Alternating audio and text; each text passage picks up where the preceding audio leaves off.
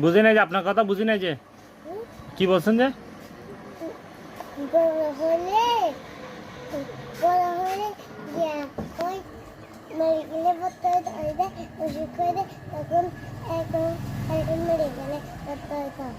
কি আপনি ডাক্তার হবেন যে হ্যাঁ মেডিকেলে ভর্তি হয়ে ডাক্তার হয়ে যাবেন হ্যাঁ দেশের মানুষকে টাকাবার জন্য টাকাবেন যে কিরকম টাকাবেন যে মানুষের পকেট সেলাই করবেন হ্যাঁ না সেবা দিবেন যে কোনটা হ্যাঁ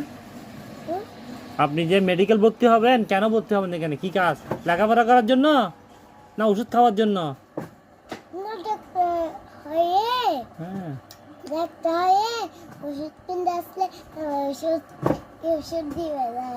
ওষুধ দিবে যে দেশের মানুষ জানে দেশের মানুষ জানে জানে বন্ধু আছে কোথায়